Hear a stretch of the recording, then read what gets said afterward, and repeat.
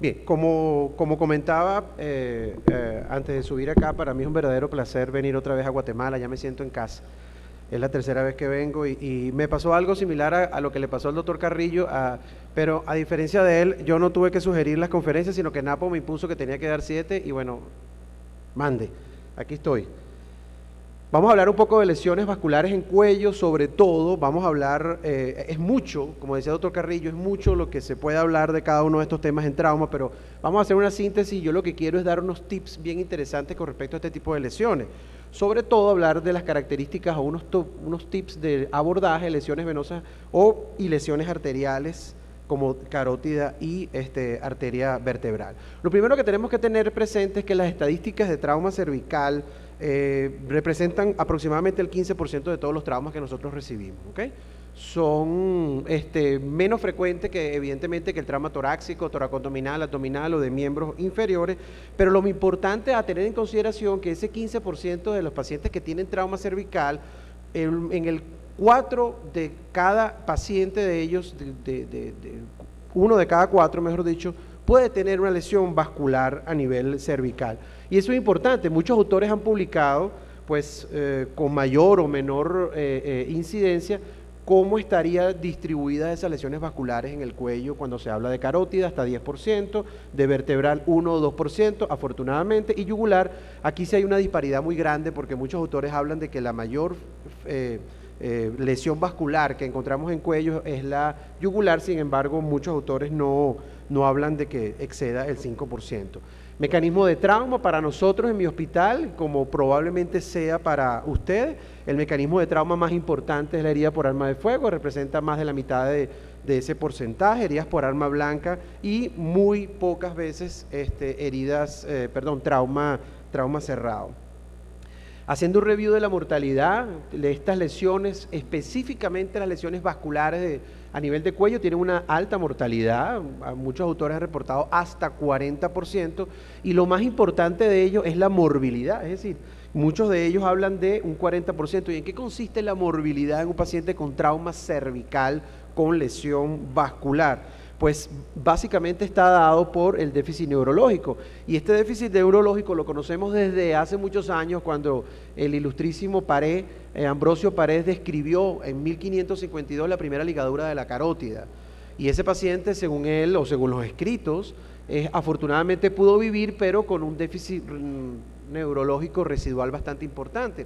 Y eso, desde que él hizo esa publicación, pues no varió mucho hasta el conflicto de Corea, hasta 1950, donde se propuso hacer entonces en esos pacientes una reparación primaria.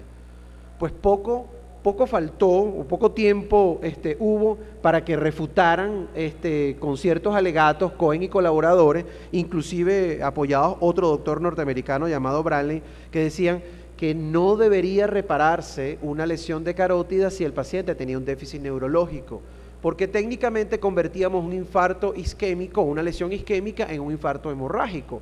Entonces ellos pues debatieron y fortalecieron el hecho de que lesión de carótida con déficit neurológico era igual a ligadura de la carótida.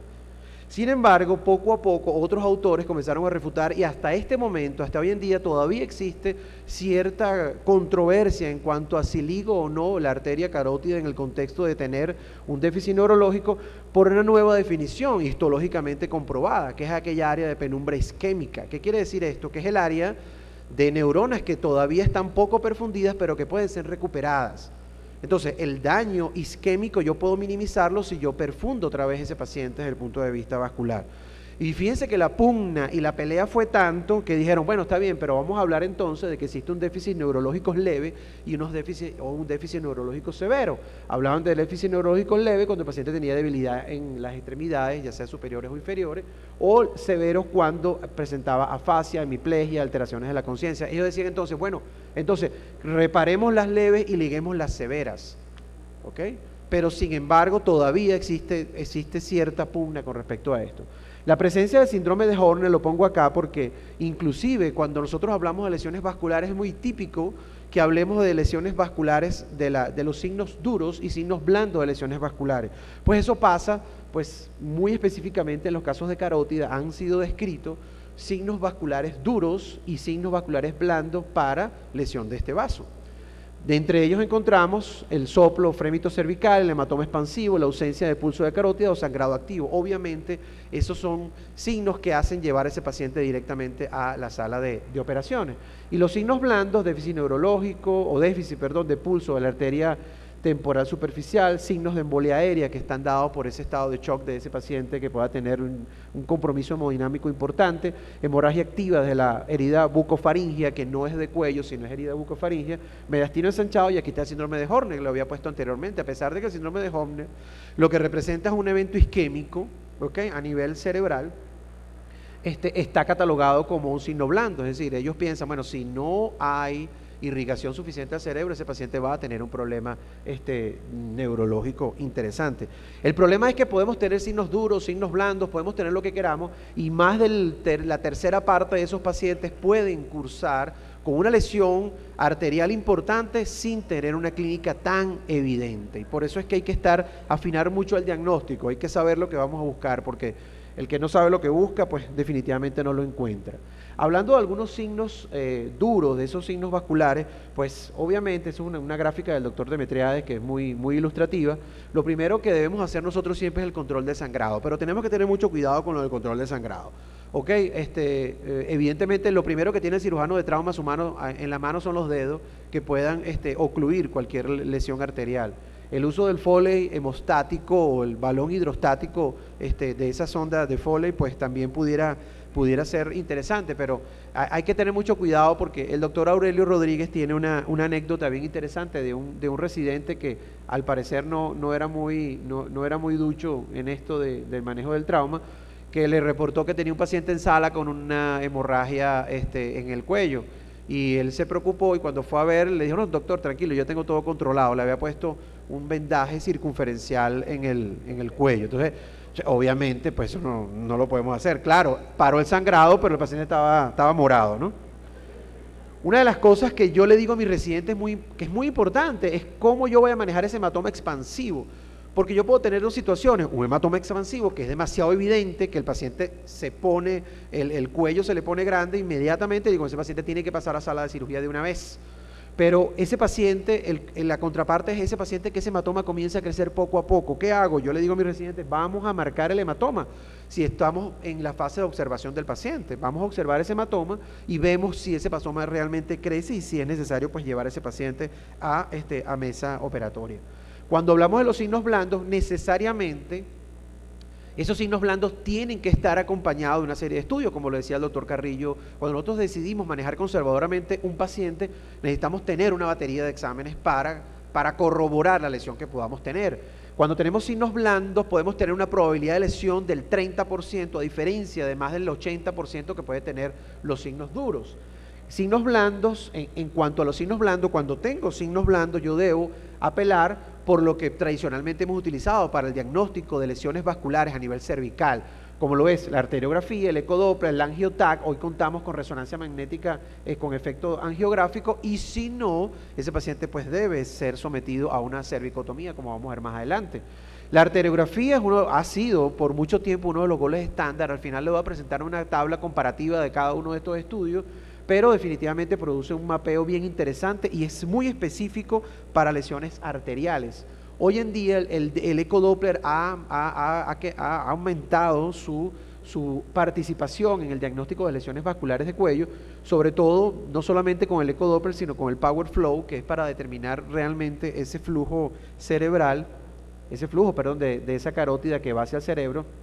Inclusive este doctor Montalvo ha hecho un estudio comparativo entre los hallazgos del ecodoppler y la arteriografía, y de verdad que han estado bien ajustados, y según sus estudios que podemos concluir en estos dos tablas que le voy a presentar, uno para hablar de carótida, de lesiones de carótida. Cuando comparamos en una tabla 2x2 los hallazgos de la arteriografía en comparación con los hallazgos sonográficos, vemos que existe disparidad hubo disparidad solamente en uno de los casos de 44 casos evaluados. Es decir, cuando la arteriografía reportaba anormal, el ecodoppler reportaba que estaba normal. Por lo demás, pues había mucha mucha sincronía entre los dos. Y cuando hablamos de arteria vertebral, fíjense que la diferencia aumenta un poco, pero termina siendo estadísticamente no significativa. Es decir, que no existe diferencia real entre la evaluación de la arteria carótida y de la arteria vertebral hoy en día por manos expertas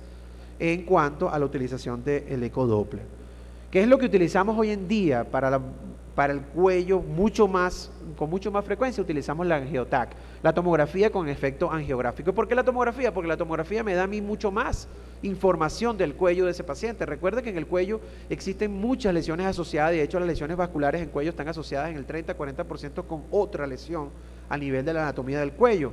Y la angiotac o la tomografía me permite ver un poco más allá de la estructura vascular. Este paciente lo recibí hace 3 semanas, lo recibió mi equipo de guardia hace 3 semanas, paciente con una lesión en zona 1 de cuello que entró caminando completa y absolutamente estable. Y fíjense dónde estaba la lesión, estaba abajo en la carótida, es importante. Fíjense la reconstrucción de la carótida y fíjense, él hizo un hematoma justamente en la entrada del tórax, abajo en zona 1, y se mantuvo completamente asintomático. Lo único que tenía este paciente, no había hematoma expansivo, no había nada. Lo único que tenía era cierta dificultad para hablar. Y cuando vemos de anatomía, la lesión fue, y cuando revisamos al paciente, porque luego les cuento qué ocurrió, lo operamos y la lesión había seccionado parcialmente la carótida izquierda en su origen, prácticamente en su origen, y había seccionado el recurrente laríngeo del lado izquierdo. Cuando otorrino, el servicio de otorrinolaringología le hizo la nasofibrolaringoscopia, encontró una parálisis de la cuerda vocal izquierda. Ese era el único signo que tenía ese paciente y que entró literalmente caminando. Si evaluamos los signos, cada uno de esos métodos para evaluar el cuello de ese paciente desde el punto de vista vascular, pues aquí están, las diferencias entre la arteriografía, el ecodoppler, la angiotac. Tiempo, evidentemente el ecodoppler se hace mucho más rápido que hacer una arteriografía o una angiotac. Estos estudios llevan contraste, el eco no. Las zonas a evaluar, el ecodoppler definitivamente no nos sirve para evaluar zona 1 por la interposición muscular y ósea que hay allí, obviamente. El nivel terapéutico, la arteriografía es el único que me puede en determinado momento ayudar con la terapéutica, no solamente el diagnóstico, sino la terapéutica. Da un mapa arterial mucho más específico la arteriografía, al igual que la tomografía. La evaluación integral, evidentemente la tomografía me permite ver más estructuras del cuello, como lo dije anteriormente, y las complicaciones básicamente al estudio que es invasivo, que es la arteriografía, puesto que los otros dos no son invasivos. Vamos a entrar en cirugía, como nosotros los cirujanos lo que nos gusta es operar. Vamos a llevar a este paciente a quirófano y los primeros tips que debemos tener en cuenta cuando tratamos a un paciente con un trauma de cuello es que este paciente tiene que ser posicionado de forma adecuada en la mesa quirúrgica. ¿Ok? Porque si nosotros no posicionamos de forma adecuada a ese paciente, vamos a tener problemas. Y el primer problema que vamos a tener es la incisión. ¿Qué incisión vamos a hacer? La incisión estándar en el manejo de la cervicotomía para lesiones de zona 2 y zona 3. ¿Ok?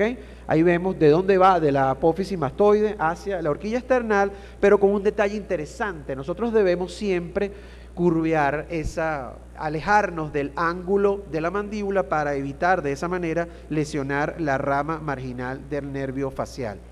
En el trauma quirúrgico hay una premisa fundamental. Nosotros no debemos hacer o ocasionar un daño adicional. Y en cuello es uno de los lugares anatómicos donde más se cumple esto, porque en un lugar tan pequeño hay muchísimas estructuras. Y si no tenemos el dominio de la anatomía y saber dónde estamos parados, pues podemos ocasionar una lesión adicional. Otro de los puntos que debo hacer es siempre tener presente como referencia anatómica el músculo esternocleidomastoideo e irme por el borde anterior. ¿Por qué? Porque ese músculo esternocleidomastoideo es el satélite de ese paquete vasculonervioso a nivel de cuello, y yo debo guiar mi incisión hacia el borde anterior de ese esternocleidomastoideo. Aquí vemos un paciente en sala operatoria y cuando posicionamos al paciente de forma adecuada, si no hay un hematoma muy expansivo que nos pierda la anatomía propia de ese cuello, pues vamos a poder ver el borde anterior y por ahí vamos a trazar nuestra incisión. ¿Qué pasa? Si nosotros hicimos la incisión muy abajo, que nos encontramos con un esternocleidomastoideo, una masa muscular que nos tiende a confundir, y siempre entonces tenemos que tratar de desplazarlo en sentido exterior, en sentido hacia afuera, ¿ok? Fíjense que siempre debo buscar mi borde anterior del esternocleidomastoideo y al momento de yo rechazar, pues por debajo de él voy a encontrar la carótida y voy a encontrar el paquete vasculonervioso. Muy bien, fíjense esto qué interesante acá. ¿Cuáles serían los pasos que yo hago luego de abrir ese paciente y desplazar ese esternocleidomastoideo? Lo primero que debo hacer, aquí a Alberto no le gusta mucho el electro, pero este paciente completamente estable. Aquí vemos la disección de el primer elemento vascular que vamos a encontrar, que es la yugular, ¿sí? La yugular interna a este nivel, y ahí vamos haciendo la disección de la misma, ¿no? Evidentemente con mucha cautela, ahí se ve claramente cómo se va haciendo la disección de la vena yugular. Bien, el siguiente paso, luego de encontrar la vena, que es un elemento anatómico bien visible, a menos que esté lesionado, es abrir la vaina carotidia para yo entonces acceder a ese vaso tan importante como es la carótida. Estamos hablando de la zona 2 del cuello, ¿correcto? Que ya me imagino que ustedes pues están bien familiarizados con las zonas del cuello. Ahí vemos la carótida, abordando la carótida. En este paciente pues no había hematoma, pero se tiene que hacer una buena disección de ese control vascular, ¿ok? Para hacer un nuevo control vascular.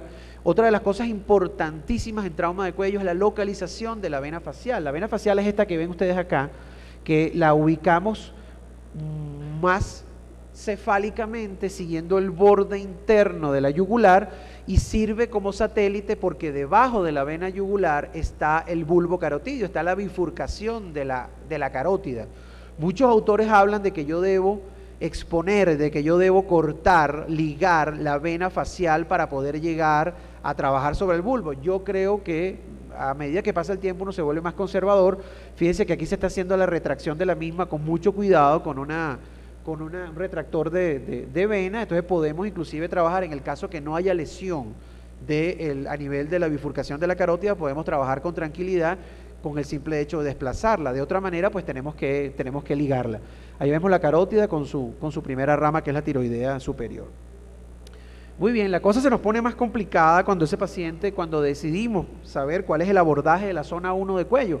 Y nosotros no podemos abordar una carótida que está iniciándose en su origen a nivel del callado aórtico por una cervicotomía. Tenemos que definitivamente apoyarnos con otro abordaje como es la esternotomía, porque es la única manera de yo poder llegar a tener un control proximal de esas carótidas, ¿correcto? De hecho, y estos abordajes generalmente son siempre combinados, porque yo, por ejemplo, con una esternotomía media solamente no puedo hacer el control distal de esas carótidas. Muy bien hago el control proximal, pero ¿qué pasa con el reflujo que van a tener o el resto de los vasos afluentes que voy a tener? Y fíjense que esto pasa, esto es lo que probablemente a ustedes le ha pasado, nos lleva a nosotros de mucho estrés.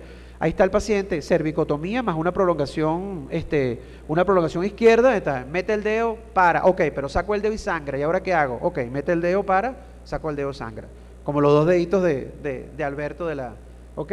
Entonces, ¿qué hay que hacer en este momento? Pon el dedo, cálmate y piensa qué es lo que vas a hacer, cuál es el abordaje que vas a hacer. Obviamente este paciente, la única manera de llegar a ese abordaje en esa lesión fue haciendo una cervicotomía. Ahí estamos haciendo una cervicotomía, ¿sí? Y me van a disculpar que la residente estaba utilizando la gubia porque el martillito del esternotomo, como siempre, no aparece en el momento que uno lo necesita, ¿no? Entonces, definitivamente el abordaje tiene que ser combinado y tiene que tratar de hacerse de forma adecuada para poder llegar.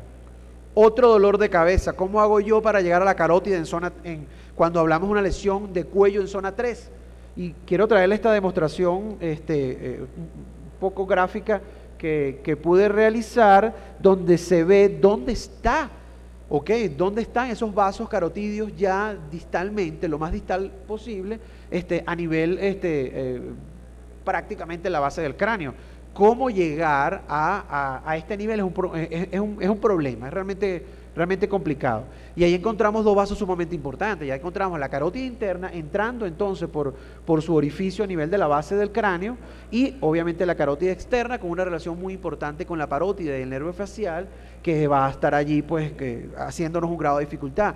Muchos autores han vendido la idea de que yo debo lujar la mandíbula para poder ganar 1 a 2 centímetros en el manejo de esas lesiones allí a nivel cervical en zona 3.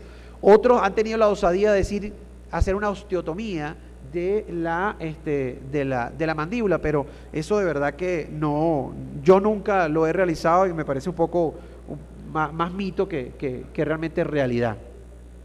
La otra arteria problemática del cuello es la vertebral, ¿ok?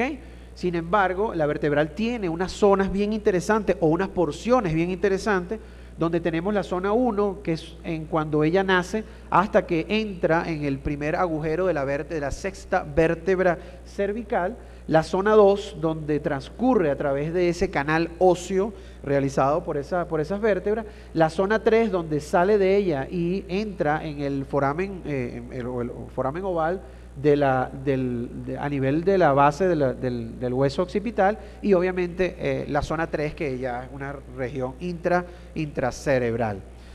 Quise también ponerles acá representación en 3D para que ustedes tengan idea de la zona. Aquí está la carótida, la vertebral en zona 1 haciendo su origen. Zona 2, que es la zona que quirúrgicamente, la zona 1 y la zona 2 son las zonas que podemos abordar. La zona 3 y la zona 4, espero que estén de vacaciones el día que le llegue un paciente con una lesión de la arteria vertebral en zona 3 y zona 4, ¿sí? O se la deseen a su peor enemigo. Fíjense, otra representación de las estructuras anatómicas para llegar a abordar la zona 1 de la vertebral. Aquí está la yugular, la vena yugular, y los músculos escalenos, y antes de eso están los músculos esternocleidomastoideos, que se los voy a enseñar en la siguiente gráfica. Esto es una foto muy buena de una disección cadavérica del doctor Demetriades, donde fíjense cómo se hace la incisión horizontal sobre la clavícula para poder llegar. Aquí ven la representación del lugar donde yo tengo que incidir, los músculos que debo separar para poder llegar a ver esa arteria vertebral. Aquí está otro reparo anatómico, que es la yugular. Yo rechazo la yugular internamente, veo el flag del músculo escaleno anterior y por ahí me meto, y evidentemente, aunque no es fácil, pues este es el abordaje de la arteria vertebral en la zona 1. ¿Y qué hago yo cuando abordo? Muy bien, soy tremendo cirujano cuando yo abordo y agarro y veo la lesión. Pues ahí no puedo reparar. ¿Cómo yo voy a reparar una lesión vertebral? Seamos honestos, ¿no? Es un poco complicado. Además de que si yo hago un control allí, ¿qué pasa con el flujo retrógrado? ¿Cómo hago para hacer el control distal? La premisa fundamental en cirugía vascular es hacer control proximal y distal. Entonces aquí básicamente esto se utiliza para, a través de ella, colocar un catéter de Fogarty y hacer una hemostasia probablemente hacia la lesión de la vertebral. Otro de los abordajes de la vertebral que está a la mano, al alcance de nosotros, es llegar a ese canal laterovertebral, donde está ella, y con la gubia, ahora sí se usa la gubia para lo que es, con la gubia pues cortar alguno de los recesos para poder llegar a la arteria. Esto es extremadamente complicado, y los que han tenido la oportunidad de tener una lesión de este tipo, yo he resuelto la mayoría de esto haciendo taponamiento con cera de hueso, que es lo único que tenemos a veces disponible para poder hacer el control. Rápidamente, en cuanto a la conducta, hagamos un resumen de la conducta de la carótida.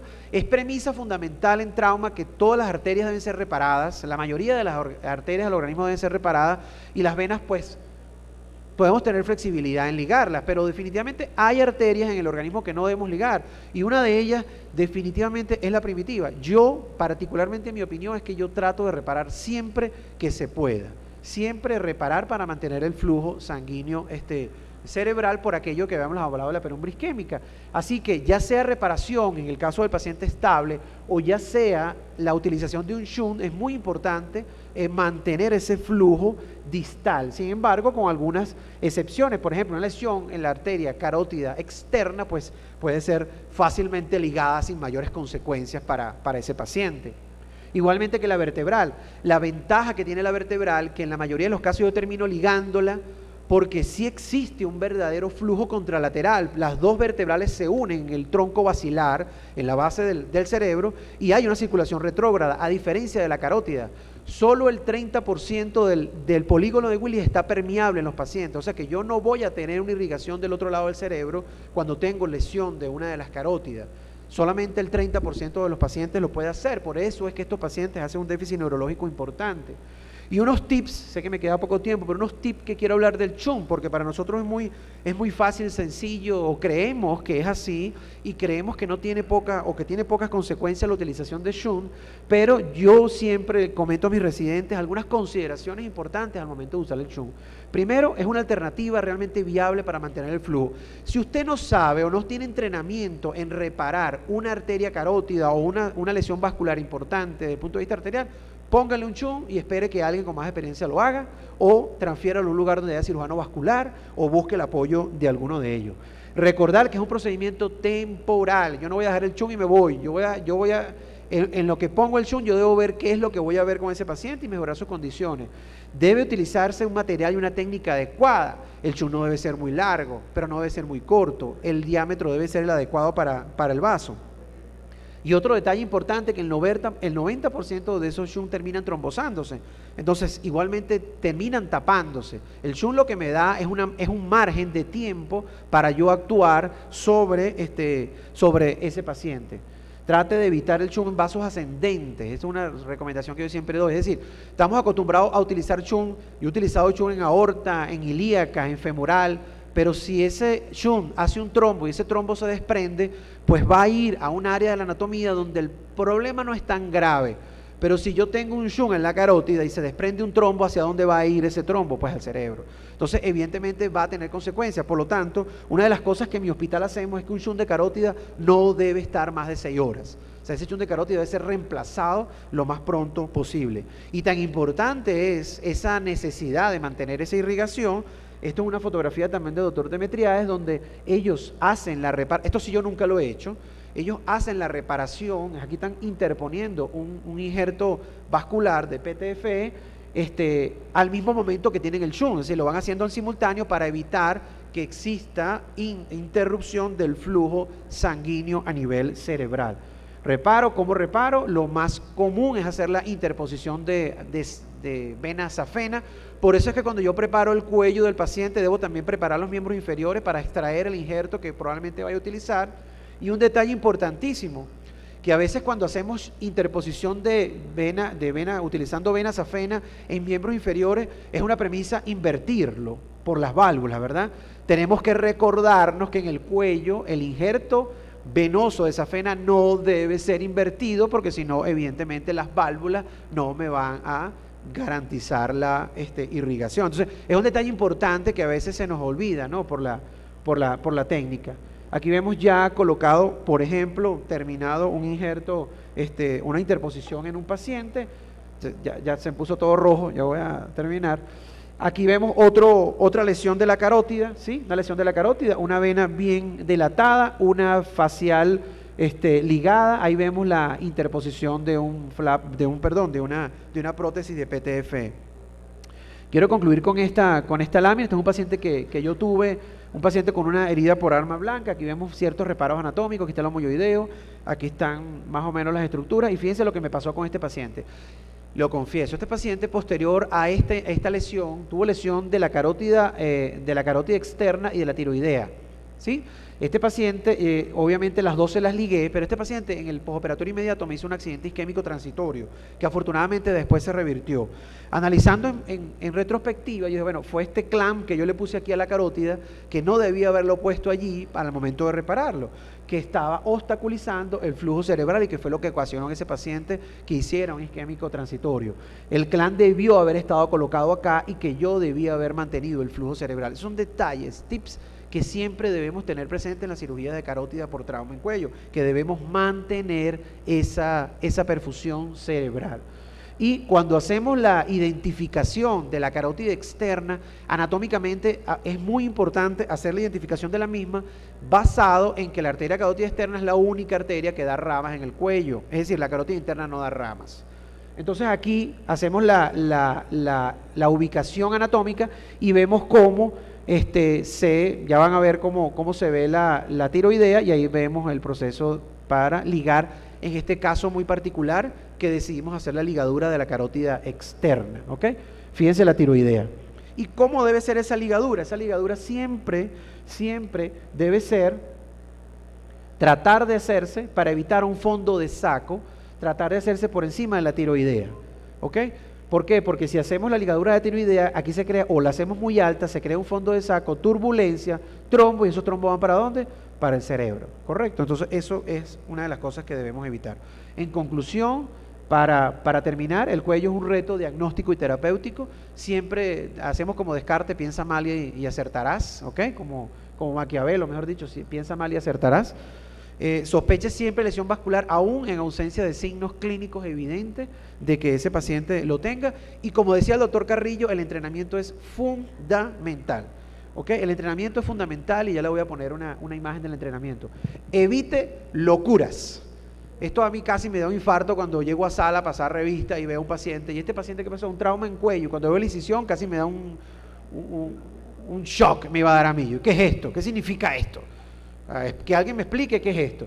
Bueno, esto es, mi jefe me dice que la cirugía de trauma es complemento de la cirugía electiva, y la cirugía electiva es complemento de la cirugía de trauma, pero no deben interponerse. Entonces, esto fue un cirujano que hace guardias allá, pero que es oncólogo, que entonces dijo, no, yo me voy a tirar un abordaje aquí en esta T que hizo para cuello. Oncológicamente, en cuello hay miles de abordajes.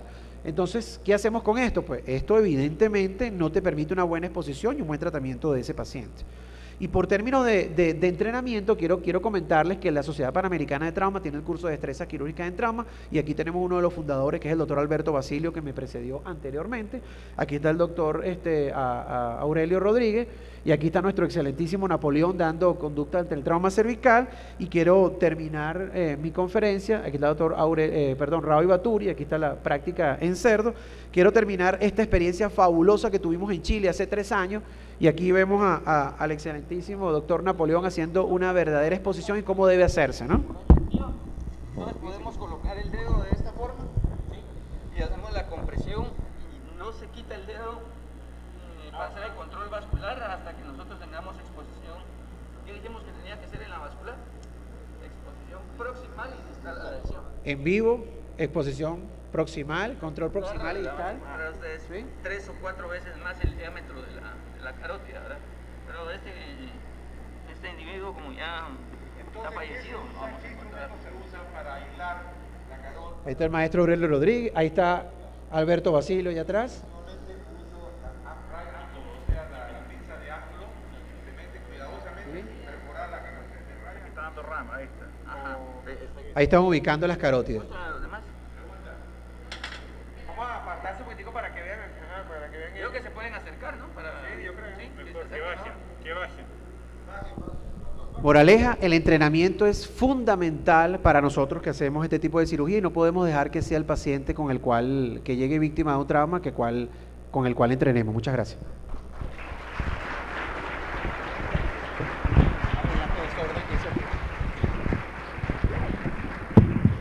Brillante exposición. Tenemos un